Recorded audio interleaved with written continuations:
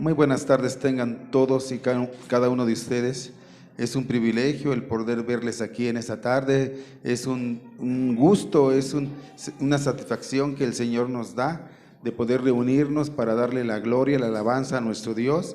Y les doy la más cordial bienvenida a todos y cada uno de ustedes, a quien nos visita por primera vez o nos está visitando. Veo ahí a nuestro hermano Aarón y todos los demás somos de casa, ¿verdad? Damos la bienvenida a Aarón.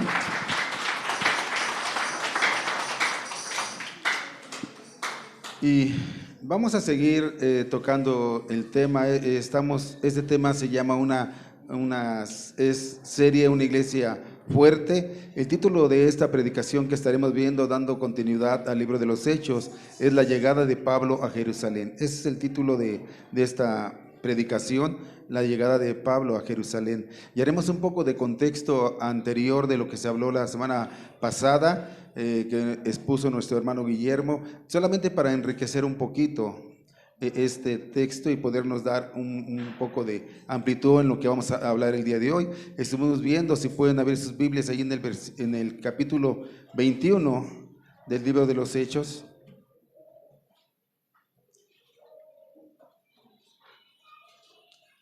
Estuvimos viendo, el hermano estuvo explicando y estuvo dando su predicación, la cual fue grata para nosotros. Y estuvimos viendo que en el versículo 4, bueno, vemos para enriquecer un poco más, que en el versículo 4 dice: y hallados los discípulos, nos quedamos ahí 7 días. Es Hechos 21, versículo 4. Pregunta, ¿los discípulos estaban perdidos? ¿Por eso los hallaron? La respuesta es no. La respuesta es no, no estaban perdidos. Únicamente que Pablo al llegar ahí quiso cohabitar, convivir, saber dónde estaban los hermanos, y es algo que nosotros debemos aprender y hacer. A veces muchos se mudan de un lugar a otro lugar, algunos van de vacaciones una semana, 15 días, un mes. ¿Y qué es lo que tenemos que hacer cuando llegamos nosotros a un lugar? Tenemos que buscar una iglesia, tenemos que buscar a los hermanos. ¿Para qué? Para que nos estemos alimentando, para que estemos junto con ellos glorificando a Dios. Si es cierto que a veces vamos a divertirnos, vamos a pasarla bien, pero tenemos que buscar a los hermanos. Dice que hallado los hermanos. Yo pregunto, ¿estaban perdidos? Y la respuesta es no. La respuesta no estaban perdidos. Y después dice que todos los hombres fueron a despedir, hombres, mujeres y niños fueron a despedir a Pablo. ¿En dónde? En la playa. En la playa. Y a mí, este solo pasajito me da este versículo, a mí me da el versículo 5. Cumplidos aquellos días salimos acompañados todos con mujeres e hijos hasta fuera de la ciudad, y puestos de rodillas, dice, de rodillas en la playa oramos. La integración familiar dentro de la iglesia, los pequeñitos participando dentro de la iglesia, son parte importante, toda la familia, los pequeñitos dentro de la iglesia. Y dice que ¿saben qué? Orando. ¿En dónde? En la playa. Tenemos que integrar a toda la familia en las cosas de Dios, y tenemos que orar unos por otros en cualquier lugar que estemos. A veces nos da vergüenza el orar porque dicen, no es la iglesia, o como qué va a decir la gente. No, tenemos que orar en todo tiempo, en todo momento y en todo lugar. Y me da mucho gusto la inclusión de los pequeños. Aquí están incluidos los pequeños dentro de las actividades del cristianismo. Y nosotros tenemos que meter a nuestros hijos dentro de las actividades del cristianismo. Es algo muy importante. Y continúa, después dice que llegaron con Felipe el evangelista. Ahorita vamos a ver quién era Felipe el evangelista. Y después dice que también llegó un profeta llamado Agabo, quien les dijo que tomando el cinturón de Pablo, a quien perteneciera el cinturón, dice que se ató de manos y de pies, y le dijo que el dueño de este cinturón iba a ser entregado a las autoridades, iba a ser preso. Cuando los acompañantes de Pablo supieron esto, le rogaron y le dijeron que no fuera a Jerusalén, que no pasara. Pero ¿qué contesta Pablo? ¿Qué contesta? Mira, lo voy a leer en otra versión. Dice, Pablo contestó: no lloren pues. Dice, no lloren, pues me ponen muy triste. Tanto amo al Señor Jesús que estoy dispuesto no solamente a ir a la cárcel, sino también a morir en Jerusalén. Perdón, a morir por amor a Cristo. Y fue a Jerusalén. Él dice, no lloren por mí. No se preocupen por mí, yo sé que el Espíritu Santo me está hablando, yo sé. Y los hermanos en amor le decían, no vayas, no vayan, pero esa era la voluntad de Dios, no era la voluntad de Dios. Esa era la voluntad de los hermanos que se preocupaban por él, pero la voluntad de Dios ya había sido dada a través del Espíritu. Ya le habían dicho, ¿sabes qué? No vayas, no vayas. Perdón, ve. Y los hermanos, no vayas, pero él fue. Él fue. Muy buenas tardes, hermanos. El Espíritu Santo le mostraba que Pablo iba a ser arrestado en Jerusalén. Pero los hermanos no querían, pero esto iba a ser ir en contra de la voluntad de ¿quién? De la voluntad de Dios. Y a veces así nuestras obras también parecieran buenas, o nuestras decisiones parecieran que son buenas, pero a veces también nosotros cuando tomamos decisiones estamos yendo en contra de la voluntad de Dios, aunque estas sean buenas. Yo les pregunta, ¿era malo que los hermanos no quisieran que Pablo pasara por situaciones difíciles? Y la respuesta no era malo, pero el Espíritu Santo ya había dado su voluntad y se tenía que cumplir. A veces nosotros pasamos situaciones muy difíciles, y tenemos que pedirle a Dios discernimiento y entendimiento para poder decirle, Señor, ¿cuál es tu voluntad? ¿Cuál es tu voluntad? Y tenemos que asumir la voluntad de Dios. Vamos a Mateo, capítulo 16, versículo 21 y 23.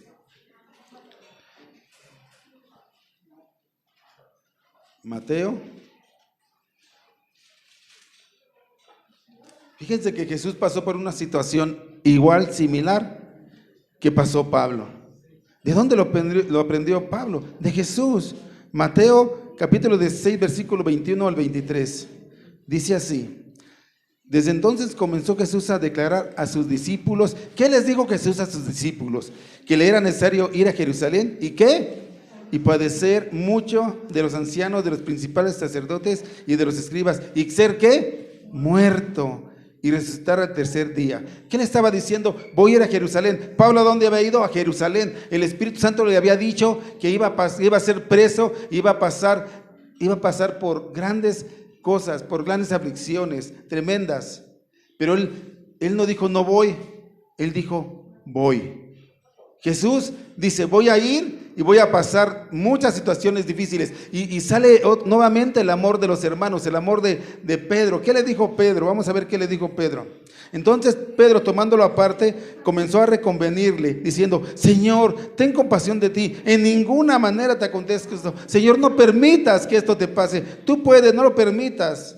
Así como los hermanos le decían a Pablo, por favor no vayas a Jerusalén, te van a apresar, te esperan prisiones, aflicciones, dolor, no vayas. Pero Pablo entendía que tenía que ser la voluntad de Dios. A veces nosotros tenemos que entender que tenemos que hacer la voluntad de Dios, aunque pasamos situaciones muy difíciles. Por eso tenemos que orar y poner todo en manos de Dios, para que si es la voluntad de Dios, decirle, Señor, está bien, solamente dame fuerza y fortaleza para poder hacer esto que tú estás permitiendo en mi vida.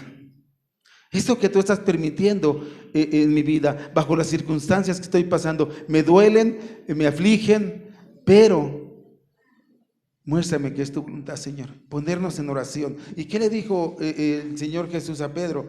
Le dice, pero él volviéndose dijo, Pedro, quítate delante de mí, Satanás, me eres tropiezo, porque no pones la mira en las cosas de Dios, sino en las de los hombres. Wow. Y luego le dice, entonces Jesús le dijo a sus discípulos, si alguno quiere venir en pos de mí, niéguese a sí mismo, tome su cruz y sígame. Wow, también lo mismo que le pasó a Jesús, le estaba pasando a Pablo. Pablo, no vayas a Jerusalén, te van a apresar, te van a afligir, va a haber prisiones y te van a atormentar. ¿Y qué dijo Pablo? Tengo que confiar en el Señor y hacer la voluntad de Dios. Porque cuando él había ido a otras ciudades, el Espíritu le decía, no vayas, y él no iba, era obediente. Aunque los hermanos le decían, no vayas, por favor, no vayas. Pero ellos lo hacían por amor, pero la voluntad de Dios era diferente. A veces así nos pasan a nosotros. Hay cosas que nos duelen, hay cosas que no queremos que pasen, pero tenemos que hacer y permitir la voluntad de Dios en nuestras vidas. Y tenemos que orarle al Señor. Él siempre está dispuesto. Si puedes poner en la computadora Salmo 145, versículo 18, dice así: cercano está el Señor a todos los que le invocan, a todos los que le invocan de veras. Salmo 145, 18. ¿Qué es esto? Que Dios siempre está cercano para escucharnos, para que le podamos exponer todo lo que traemos en el corazón, todo lo que nos duele, nos aflige. A veces nosotros no queremos depender de Dios y entonces eso está tremendo, porque cuando no dependemos de Dios y queremos hacer las cosas a nuestro razonamiento, a nuestra manera, no hay quien nos sustente, no hay quien nos fortalezca, y por eso a veces hemos derrumbado, hemos caído, a veces nos duele lo que estamos pasando, pero cuando el Señor está con nosotros, nos fortalece, nos da fuerza, ánimo para seguir dando la buena batalla a pesar de todas las circunstancias que estemos pasando. Jesús dice: tengo que ir y sé que voy a morir a Jerusalén. Pablo dice: sé que me esperan cadenas de prisión y aflicción, pero voy a ir, todo por amor a Jesucristo, por amor a Dios. Pregunta: ¿qué estarías tú dispuesto a pasar por amor a Jesucristo? ¿Qué estaríamos dispuestos a pasar? ¿Qué estaríamos dispuestos a hacer cuando queremos hacer la voluntad de Dios? Y tenemos que aceptar todo lo que implica. ¿Qué estamos dispuestos a hacer? Déjeme decirle que el cristianismo de ahora es pero no es temeroso, no es valiente. Decimos: sí, Señor, cantamos y decimos: yo estoy dispuesto a dar mi vida, cuando en realidad no estamos ni dispuestos a dar el domingo para buscar a Dios. Y hablo en generalidad. No estamos dispuestos a dejar nada por buscar al Señor. Jesús nos enseñó que Él se entregó por amor a nosotros y dio su vida por amor a nosotros.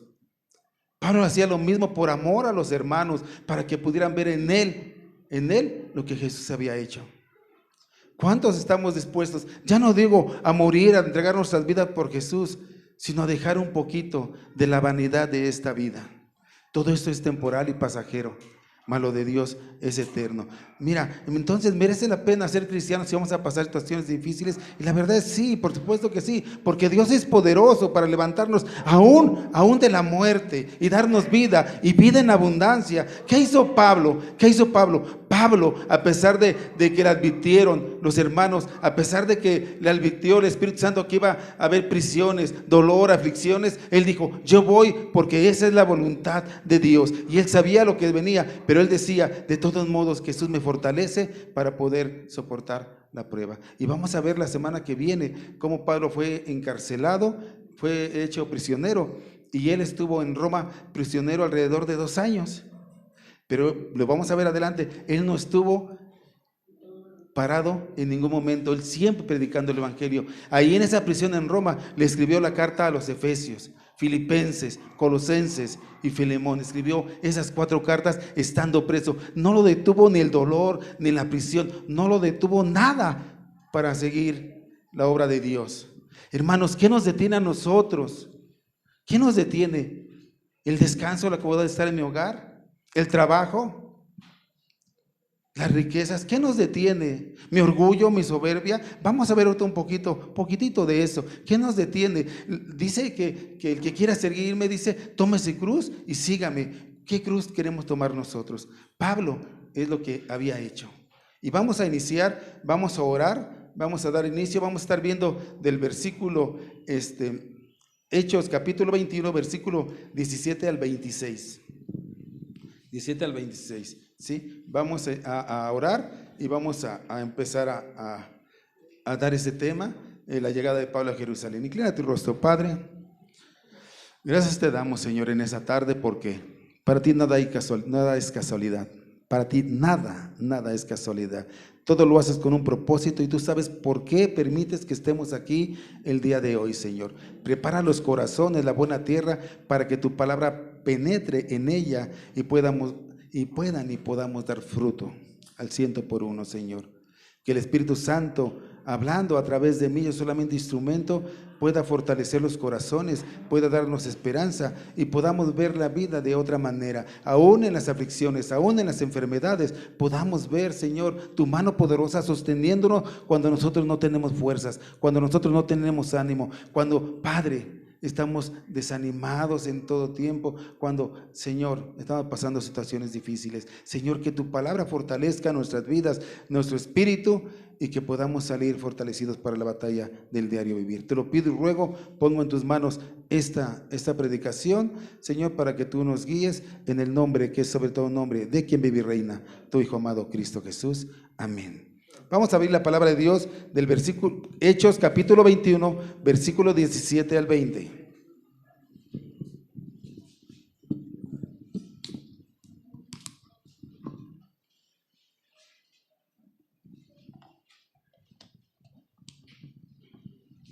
Dice ahí, cuando llegamos a Jerusalén, ¿quiénes llegaron a Jerusalén, hermanos?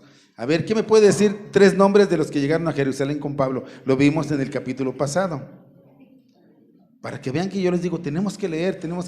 Miren, estaba Sópater de Berea, Aristarco y Segundo de Tesalónica, Gallo de Derbe y Timoteo, y de Asia Tíquico y Trófimo. Fueron con Pablo, ellos acompañaron a Pablo. Dice, y cuando llegamos a Jerusalén, ¿a qué iban? Si recuerdan, hablamos de que iban a llevar unas ofrendas para los santos de Jerusalén, para el pueblo de Jerusalén, para los hermanos de Jerusalén. Dice, cuando llegamos a Jerusalén, los hermanos nos recibieron con gozo, y al día siguiente Pablo entró con nosotros a ver a Jacobo. Y se hallaban reunidos todos los ancianos, a los cuales después de haberles saludado, les contó una por una las cosas que Dios había hecho entre los gentiles por su ministerio. Cuando ellos oyeron, glorificaron a Dios y le dijeron, ¿ya ves, hermano, cuántos millares de judíos han creído y todos son celosos por la ley? Sin duda Pablo, mis hermanos, quería estar en Jerusalén y llegó a Jerusalén para el día del Pentecostés, como lo habíamos ya comentado en otras predicaciones. Había planeado estar con los hermanos y los hermanos lo recibieron con mucho gozo. ¿Cómo debemos de recibir a los hermanos que nos visitan? ¿Cómo lo tenemos que recibir? ¿Cómo vamos a recibir a Aarón el día que nos visita el día de hoy? ¿Cómo vamos a recibir a Verónica, que es parte de la iglesia, pero que ahora la podemos ver? Con mucho gozo, con mucha alegría, como cuando no nos veíamos. Pablo llegó y tenía tiempo que no se veían y se vieron con mucho gozo, no con caras, sino con gozo. Qué bueno que te veo, qué bueno que estás aquí. Dice que lo recibieron con mucho gozo, y no solamente a él, sino también a los que llegaron con él, que no conocían, pero que llegaron con él. Algunos gentiles que había hablado la palabra de Dios, Pablo, y entonces ellos llegaron ahí. Dice que lo recibieron con gozo, y los recibieron con gozo, pero también estaban contentos por esa expresión de amor, porque habían llevado una ofrenda para poder cubrir necesidades de la iglesia de Jerusalén. Llevaron sus ofrendas. Los hermanos, nosotros tenemos que ser generosos cuando nos visita alguien. Cuando alguien va a tu casa, algún hermano va a tu casa, ¿cómo lo recibes? Lo pasas a tu casa, lo dejas en la calle, le invitas un vaso de agua. ¿Cómo lo recibes? Debes de ser generoso, recibirlo bien. Eso es lo que nos enseña la iglesia primitiva. A veces no somos bien tratados, pero no de hermanos, de otra gente. Yo una vez le comentaba, fui a visitar a un enfermo y él me recibía con mucho gozo, pero la familia me recibía mal. De hecho, una vez yo estaba tocando en la puerta y me aventaron una cubeta de agua desde el segundo piso. Así es la gente. Pero nosotros tenemos que ser generosos, tenemos que darle la bienvenida. Sobre todo cuando no los vemos, decirles, qué bueno que los vemos. Como ahora yo veo a Verónica y digo, Verónica, qué bueno que está aquí, por las circunstancias que usted quiera, qué bueno que está aquí. Su pequeño, qué bueno que están aquí, qué bueno que están aquí. Nos es grato que estén aquí. Y ellos podían sentirse contentos también porque iban gentiles convertidos. Ellos podían ver la mano de Dios en el corazón de estos gentiles. Era la prueba contundente de que la gracia de Dios se movía, de que la salvación era por la predicación del evangelio de Dios. Pablo entró con los demás a ver a Jacobo. Jacobo era el medio hermano de Jesús. ¿Por qué dice medio hermano? Bueno, el hermano de Jesús. Digo medio hermano porque Jesús fue obra del Espíritu Santo. Y Jacobo y las hermanas de los hermanos y hermanas de Jesús, pues fueron nacidos de José y de María. Pero Jacobo entró a ver al hermano de Jesús. ¿Quién era el hermano de Jesús? Jacobo, ¿sí? Y se habían reunido todos los ancianos, le habían hecho una recepción muy buena para él, de parte de los líderes de la iglesia, llegaron y estuvieron con él.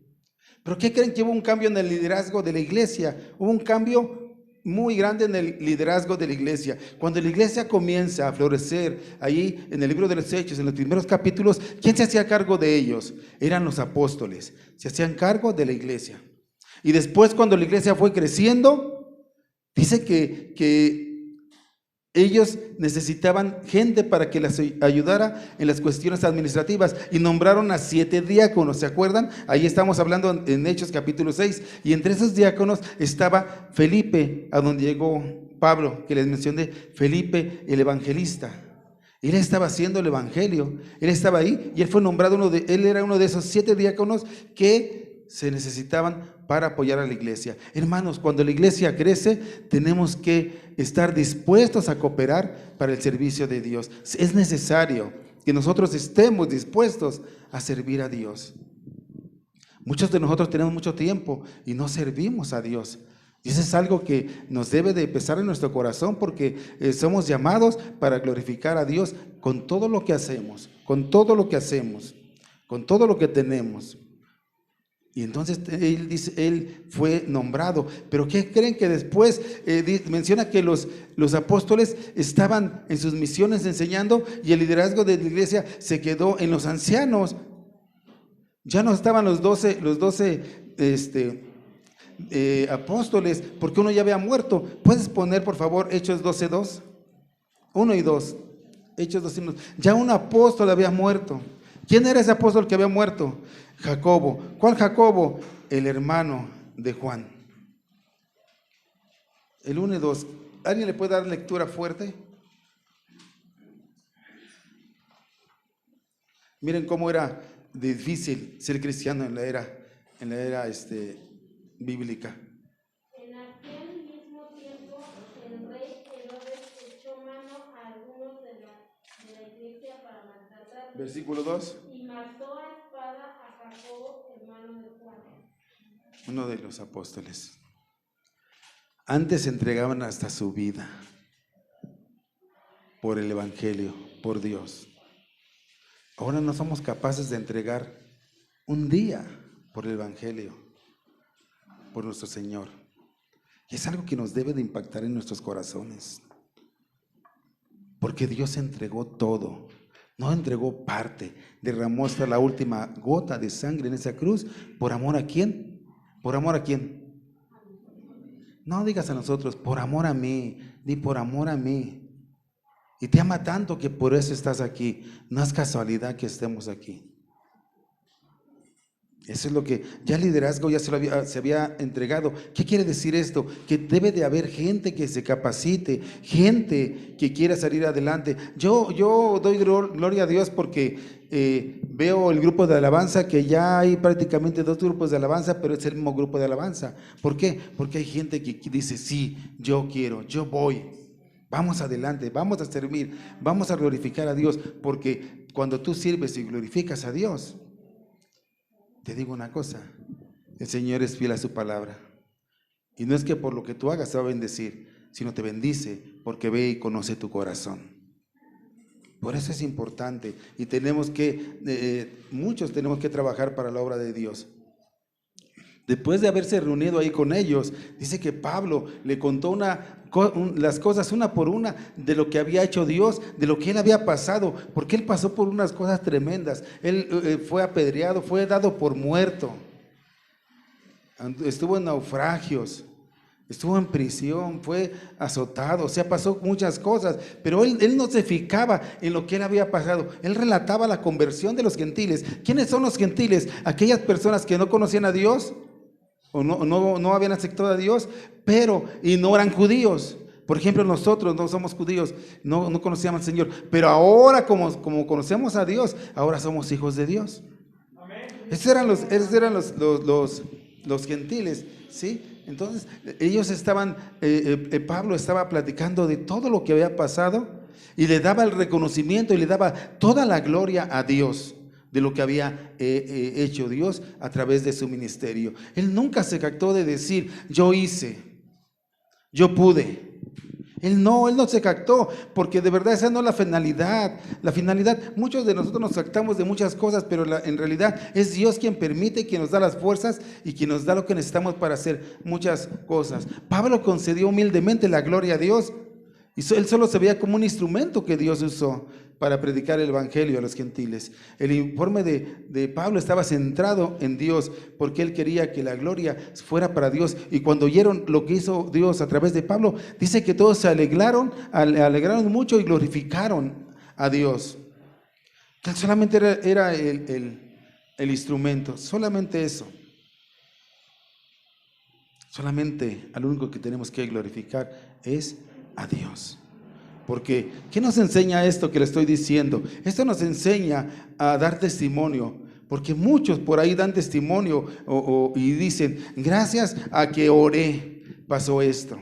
Gracias a que yo hice, sucedió esto. Gracias a que yo pude, logramos esto. Hermano, no, la gloria no es para el hombre, la gloria es para Dios. ¿Y qué importancia tiene esto? Porque Dios es el único que quiere la gloria que sea para Él, no la quiere compartir. Isaías 42:8, por favor, Liz.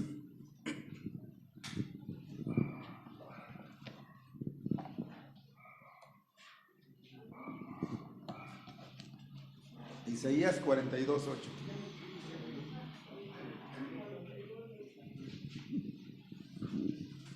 Yo Jehová, este es mi nombre, y a otro no daré mi gloria ni mi alabanza a esculturas. El Señor es celoso, Él nada más quiere la gloria para que realmente es para Él, ni alabanza. Nada más la gloria. Entonces nosotros no nos podemos gloriar, porque la gloria ¿para quién es? No digas, yo hice, yo pude, el Señor me permitió, el Señor me dio fortaleza. Sí lo puedes decir, pero siendo humilde, teniendo humildad. Es lo que hacía Pablo. ¿Y cuál fue la reacción del consejo de los ancianos? Pues que glorificaron a Dios por todo lo que hicieron, aunque no le dieron reconocimiento a Pablo, sino todo lo contrario. ¿Qué crees que le dijeron? Pablo, hay cosas que no están bien. ¿Cómo? Vamos a ver versículo 21 y 22 de ahí de Hechos. Dice el versículo 21 y 22. Pero se les ha informado en cuanto a ti, que enseñas a todos los judíos que están entre los gentiles a apostatar. ¿De quién? De Moisés. ¡Wow! Diciéndoles que no circundicen a sus hijos ni observen las costumbres. ¿Qué hay pues? La multitud se reunirá de cierto, porque oirán que has venido. Le están diciendo, oyes Pablo, pero la gente dice esto y esto de ti. Acusan al apóstol Pablo de no cumplir la ley de Moisés. Lo acusan. Y de animar a los judíos a convertirse en gentiles, menospreciando las costumbres que ellos tenían. ¿Eran ciertas esas acusaciones hechas contra el apóstol? La respuesta es no. La respuesta es no. ¿Por qué? Porque Pablo había, en el capítulo 15, cuando hablamos, allá habían acordado en el concilio, realmente que esas dudas fueron disipadas, y Pablo predicaba lo que el Señor le había enseñado. Estaban acusando falsamente al Pablo. Pregunta, ¿tú cómo te sientes cuando te acusan falsamente? ¿Cómo reaccionamos? Nuestra reacción es verdaderamente a veces fuerte, irónica. A veces nos ponemos agresivos cuando nos acusan falsamente, porque sabemos que no es cierto. ¿Y de qué manera nos ponemos cuando nos acusan falsamente? O cuando alguien te ofende personalmente, ¿cómo te sientes? Yo te pregunto, ¿te ha pasado alguna vez? ¿Cómo nos sentimos cuando nos ofenden? ¿Y Pablo qué hizo? ¿Cómo reaccionó? ¿Habrá reaccionado mal? ¿Se habrá ido sobre de ellos? ¿Les habrá dicho de cosas? ¿Los habrá insultado? Yo creo que no, porque no lo dice la palabra de Dios, sino todo lo contrario. Él tuvo control y supo manejar esta situación que se estaba levantando en contra, aún con falsedades. Pero cuando alguien te dice una falsedad, una mentira o te ofende, ¿cómo nos comportamos, hermano? Pablo pudo haber dicho, ¿saben qué? No me interesa lo que digan, yo me voy, no me quieren creer, me voy. Como pasa en las iglesias cristianas. Cuando alguien te dice algo, nos enojamos y nos vamos. No somos maduros para decir, Señor, ayúdalo y perdónalo porque está levantando falso contra mí. Sana su corazón, muéstrale la verdad. En lugar de ser maduros, somos inmaduros y nos enojamos y nos vamos. Pablo no hizo eso. Pablo era un hombre que le tenían mucho amor, y era un hombre que reconocían su labor, pero él no hizo eso. Él manejó de una forma madura, de una forma donde glorificaba a Dios, porque él bien se puede enojar, pero cuando te dicen falsamente algo que tú sabes que no es cierto, y tú actúas de una manera en amor hacia el Señor y hacia los hermanos, mira que estás glorificando a Dios. Yo espero que aprendamos ese detalle en nuestro corazón, que lo aprendamos, porque a veces nos sentimos mal cuando nos dicen algo, y peor tantito si nos dicen algo que sabemos que no es verdad. A Pablo le estaban diciendo, tú enseñas esto, pero él supo manejar todo. Él supo manejar todo lo que estaba pasando. Era evidente que aunque la iglesia de Jerusalén había crecido de grande manera, en el sentido de entender la universalidad del evangelio, estaba todavía pequeña. ¿Por qué? Porque quizá en Jerusalén no se había hablado de estas cosas. Los ancianos que eran judíos, que habían creído, todavía seguían en sus costumbres y todavía seguían en sus festividades y ceremonias, y probablemente no habían hablado de esto, porque cuando hablaban de esto fue lo que le costó la vida a Esteban. Esteban, cuando les empezó a hablar del evangelio, y arrepiéntanse, son pecadores y Dios quiere reconciliarse, pero ustedes abran su corazón. ¿Qué hicieron con Esteban? Lo apedrearon ¿hasta qué? Hasta matarlo. Estaban dispuestos a dar su vida por Jesús, por el evangelio. Nosotros tenemos que estar dispuestos aún a perdonar a nuestros hermanos cuando nos levantan un falso, más sabiendo que es un falso. Dios, ten misericordia de él, tú sabes que es falso lo que están diciendo de mí, ayúdale. Y yo lo trato con amor.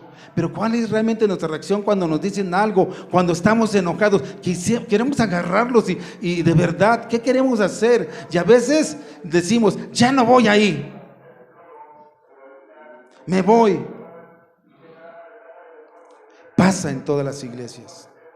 Pero tenemos que madurar, Antes les costaba la vida, aquí no nos cuesta más que a lo mejor sí te molestas, pero agarra con madurez lo que está pasando, porque pasa, hermano, pasa. Si yo les dijera la diversidad de pensamientos que hay aquí y la diversidad de formas en que luego me exponen las cosas, o hablan o dicen, yo soy el primero en salir corriendo.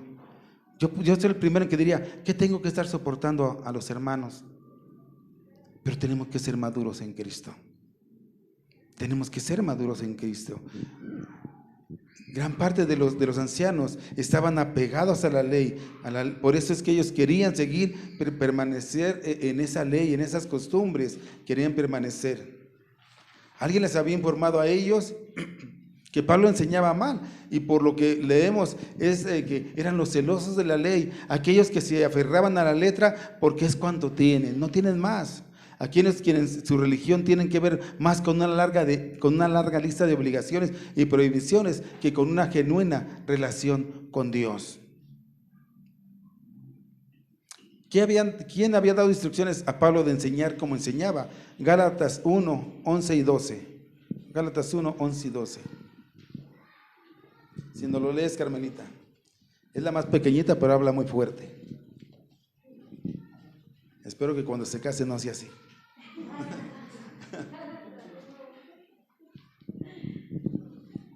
Gálatas 1, versículo 11 y 12.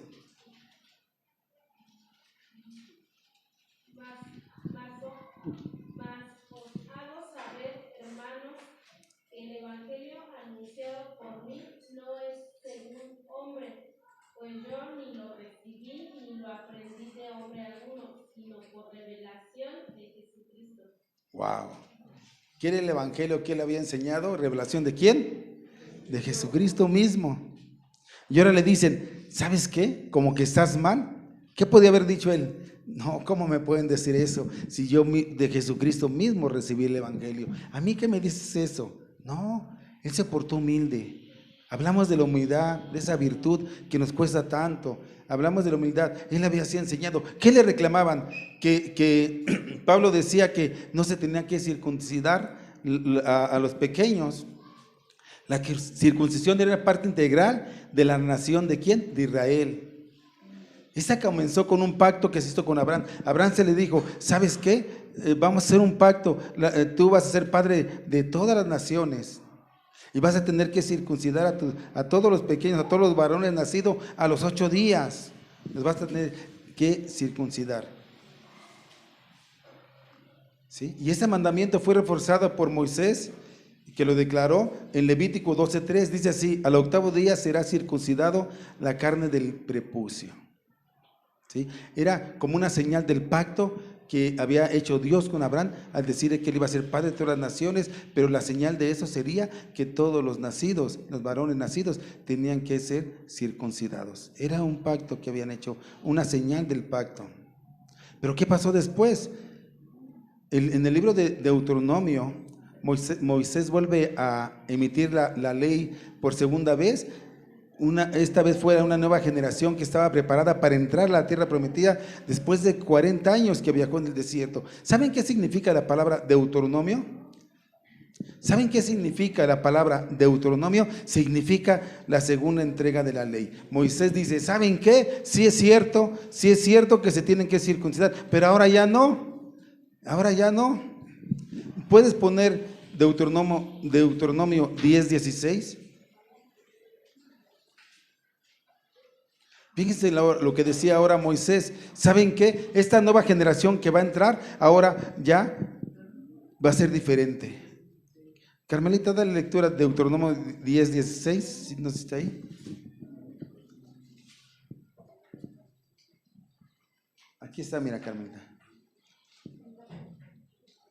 ¿Quién le da lectura fuerte?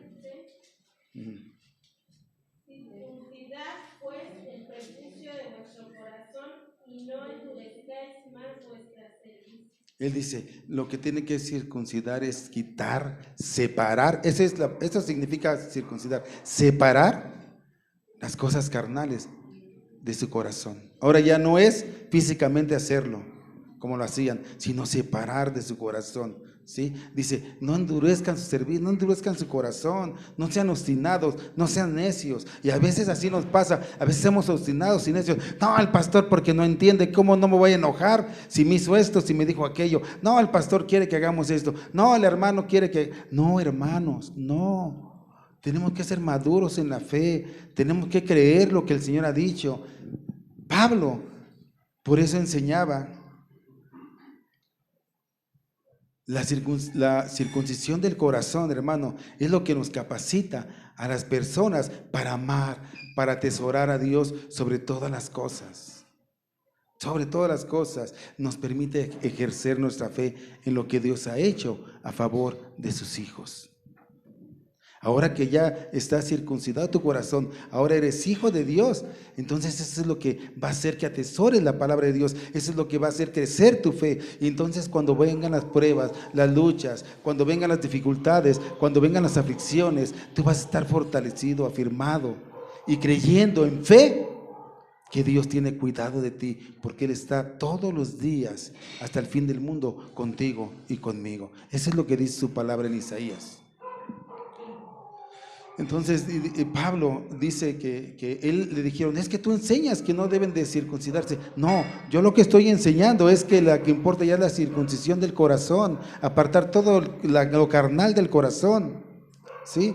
Y además había fiestas, la fiesta del reposo, la fiesta de la Pascua, del pan sin levadura, de la fiesta del Pentecostés. Muchas fiestas había, 9 en total principales, 9 en total. La fiesta del Yom Kippur, que es la fiesta de la expiación. Había 9 fiestas en total. Pero les digo una cosa, el propósito de estas fiestas y de las leyes en el Antiguo Testamento, de esas festividades, era simplemente señalar, apuntar hacia Cristo. Decía Pablo que el Antiguo Testamento era la sombra de lo que iba a venir. Y cuando vino Jesús, esas sombras se disipan y Él vino a cumplir esa ley, y ahora todo lo que hacemos es por gracia. Cuando ellos festejaban la fiesta de la Pascua, ¿sí? Ellos sacrificaban un cordero y derramaban su sangre. Esa era sombra de lo que iba a venir. Por ejemplo, cuando Jesús fue a la cruz y murió en esa cruz y derramó su sangre para el perdón de nuestros pecados y para vida eterna que nos dio a través de ese sacrificio. Entonces, estas fiestas, estas ceremonias anunciaban que lo que iba a venir, ¿sí? Cuando viniera el Hijo de Dios, Jesucristo. Y cuando se cumplen en Él, ya no son necesarias, ya no eran necesarias estas fiestas. Estas eran para el pueblo de Israel, estas eran para el pueblo de Israel. Había la ley ceremonial, la ley cívica, la ley moral, y había festividades, ya vimos las fiestas del tabernáculo, de las trompetas, de la expiación, había muchas cosas. Y ellos decían, es que tú dices que ya no sigan nuestras costumbres, nuestras tradiciones. Y él dice, no, espérense, yo no estoy diciendo eso, Lo único que estoy diciendo, que si tú haces todo esto, no vas a obtener salvación. No es por la ley que puedas obtener salvación, porque la ley nadie la puede cumplir, solamente uno la cumplió y ese fue Jesucristo. No es por lo que tú hagas, es por lo que hizo Dios en esa cruz hace 2000 años. No es por tus obras buenas, no es por tus obras malas, es por lo que Dios hizo en esa cruz. Es por lo que Dios hizo en esa cruz. Él les dice, miren, es que esto no es malo, tampoco es malo. Hay cristianos que tienen celebraciones de los tabernáculos, celebraciones de las primicias, hacen muchas celebraciones todavía. ¿Es malo eso? No es malo, pero nosotros en primera no somos judíos y en segunda no nos beneficia, pero tampoco nos hace mal. Si las festejan, bueno, está bien, pero estas no van a darnos salvación a nuestra vida. No nos van a dar salvación a nuestra vida.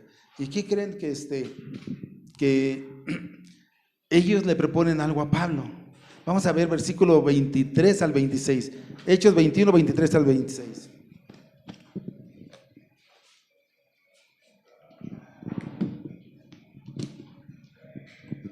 Ellos le proponen algo a Pablo. Le dicen, ¿sabes qué, Pablo?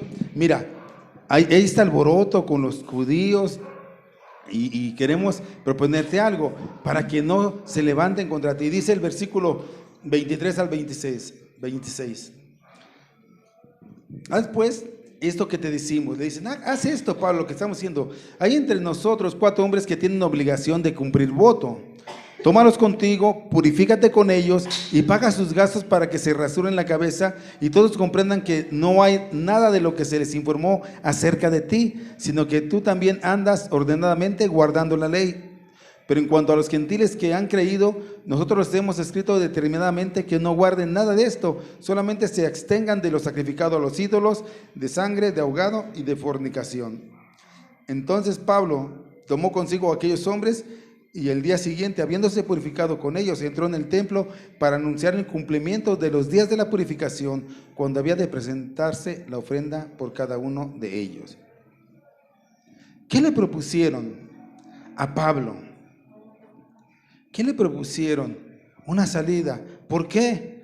Porque no había duda que Pablo era un elemento importante, lo reconocían y sabían que iban a verlo las multitudes, que iban a decirle, y ellos decían, ¿sabes qué? Tienes que hacer esto. Y le propusieron algo.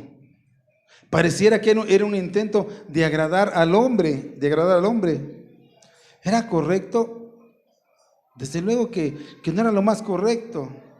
¿En qué consistió la propuesta que le hicieron? En que él se mostrara públicamente sometido a las tradiciones judías, junto con los otros que iban a tomar voto. Y Pablo tenía que participar y pagar el voto. Me parece, no recuerdo bien, pero él tenía que dar 3 animalitos, 3 borregos por cada uno de 1 año de vida, sin mancha. Y aparte unas ofrendas que tenía que dar ahí. Imagínense, ¿quién está dispuesto a pagar por otros hermanos? Tenemos que aprender, mis hermanos. Tenemos que bendecir a otros hermanos que también tienen necesidad de que uno vea por ellos. Tenemos que bendecir a los hermanos. Tenemos que estar con ellos en sus necesidades. Tenemos que bendecirlos. Esto es algo que nos debe de llenar de nuestro corazón, de decir cierto, tenemos que decir algo. Pablo estaba obligado a hacer lo que le dijeron. La respuesta es no. ¿Por qué lo hizo? ¿Por qué cedió? Pablo, siendo judío, hermanos, se sometió voluntariamente a la costumbre judía, ya que al haber estado viajando en territorio gentil, podía probablemente ser considerado como inmundo, porque se había relacionado con los gentiles. Y Pablo, y le dicen, ¿sabes qué? Purifícate para que ellos vean que no es cierto, que tú todavía sigues las costumbres de nuestro pueblo. Pero Pablo, en realidad, él se somete, pero Pablo enfrenta realmente estas cosas. Pablo dice, entonces Pablo no entendía las cosas. Pablo sí, él predicaba lo que entendía. Miren lo que dice en Gálatas 3:28, si me lo pones por favor. Gálatas 3:28. Los que no entendían eran esos judaizantes, más bien los judíos que habían creído, no entendían la generalidad del evangelio todavía. No sabían que era por gracia, ya no por obras.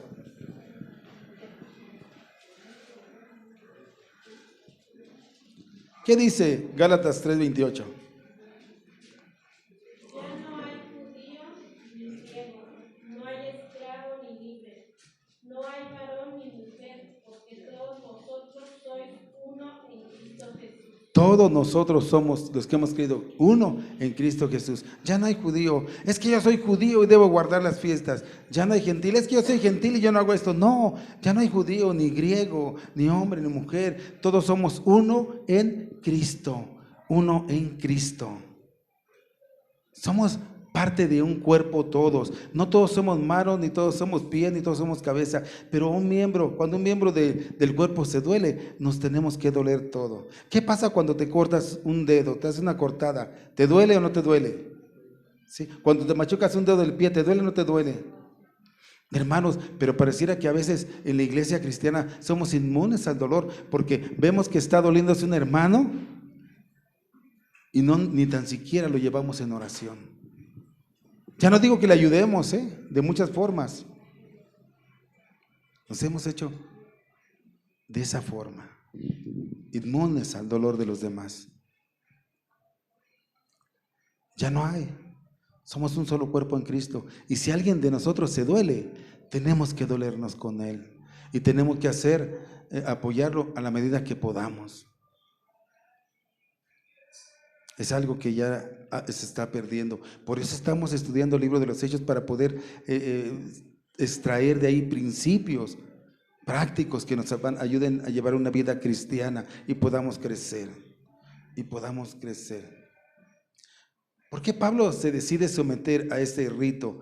Para mantener la paz en la iglesia de Jerusalén. Por eso él lo hizo, para mantener la paz en la iglesia de Jerusalén. Hermanos, Pablo cedió. Aunque sabía que no estaba mal, cedió. Él participó de cosas que no eran, como lo dije ahorita, no eran un pecado, pero cedió sabiendo que no tenían una validez. Pero él cedió. Hermanos, nosotros tenemos que ceder en muchas cosas dentro de la iglesia cristiana. Tenemos que ceder. A veces no queremos ceder porque nuestro orgullo es grande.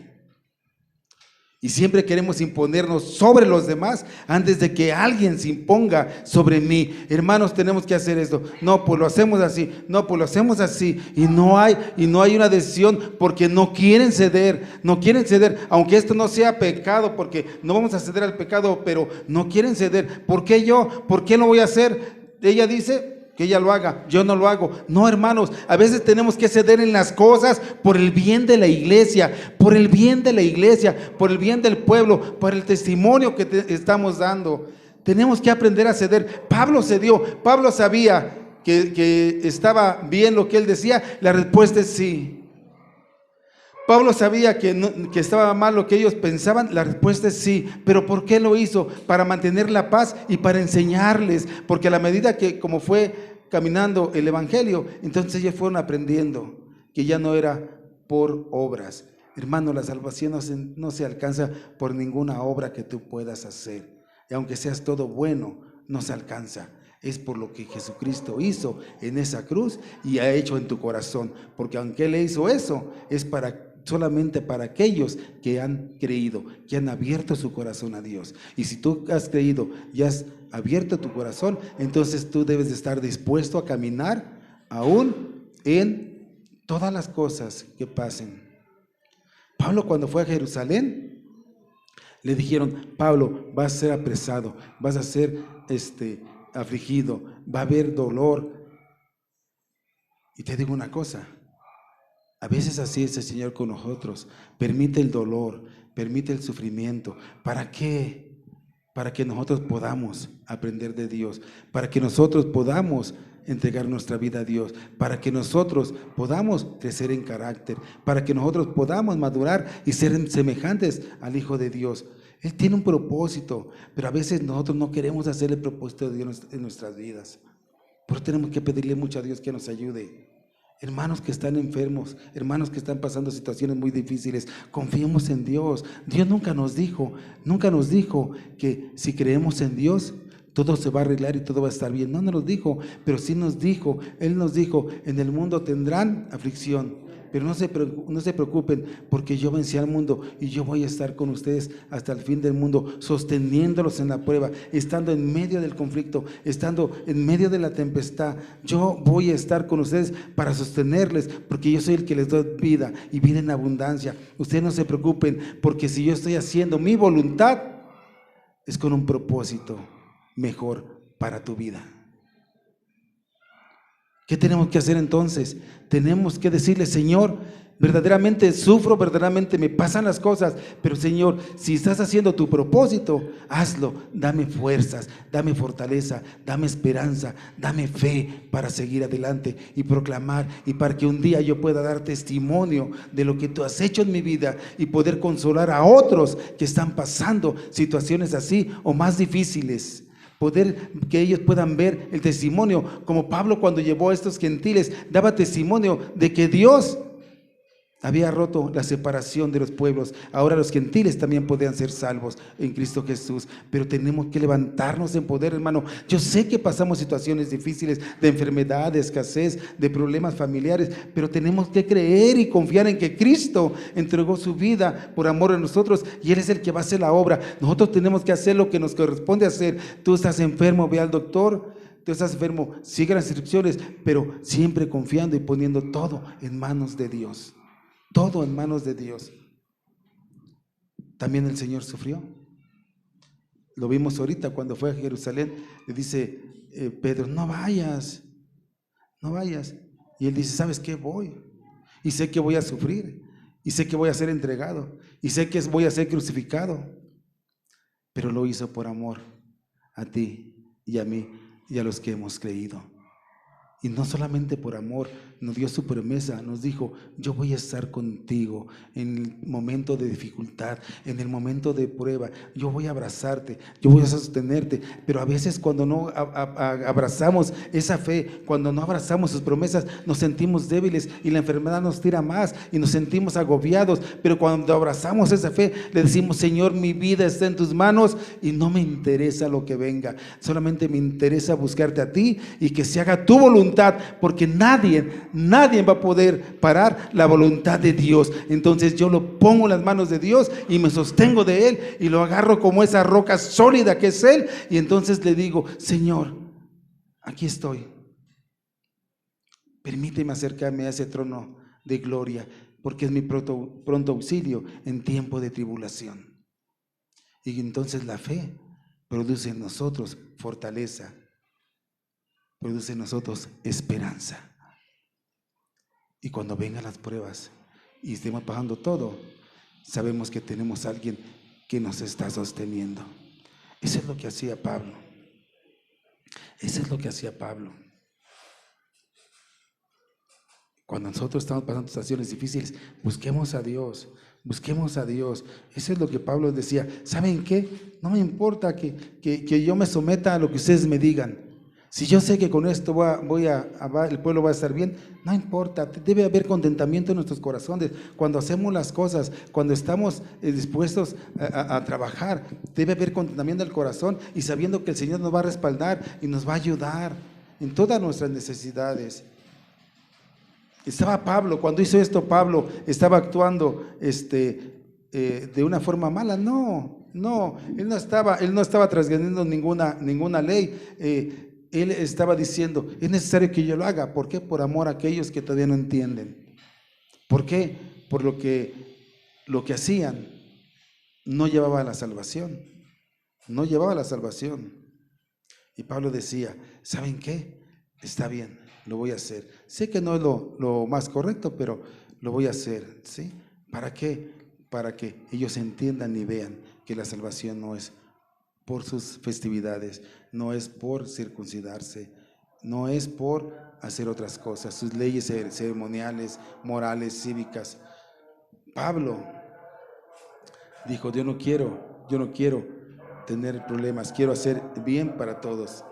Porque Pablo entendía y sabía. No busquen, pero Pablo habló de esto en Romanos 3:21, Romanos 3:31, Romanos 7 del 4 al 6, en Gálatas 3:23 al 29, en Gálatas 4:21 al 31. Él habló y estableció lo que era, que la ley ya no estaba vigente. Pero el circuncidar el corazón sí. Hermano, ¿cómo tienes tu corazón? ¿Está circundado tu corazón? Las cosas de este mundo, las cosas carnales, ¿ya han sido arrancadas a tu corazón? ¿O todavía hay remanentes que te detienen para caminar en las cosas de Dios? Si todavía tienes remanente para caminar en las cosas de Dios, te digo una cosa, vamos a ponernos sobre nuestros pies y vamos a pedirle a Dios que quite ese remanente carnal que tenemos en nuestros corazones para entregarle un corazón dispuesto a nuestro Señor y que Él moldee nuestro corazón, porque el único que hace que nuestro comportamiento, nuestra conducta, las acciones que tengamos, que cambien, es Dios. Dios es el que da la transformación de nuestras conductas, de nuestro comportamiento, lo que pensamos a través del Espíritu Santo. Si tú dices, sí Señor, yo quiero cambiar, vamos a ponernos sobre nuestros pies y decirle, Señor, quita ese remanente que hay en mi corazón, todo lo carnal que hay en mi corazón, porque verdaderamente hay cosas que todavía nos llaman del mundo y cedemos a eso y no cedemos a Dios. Vamos a orar por los que quieran levantarse, vamos a orar.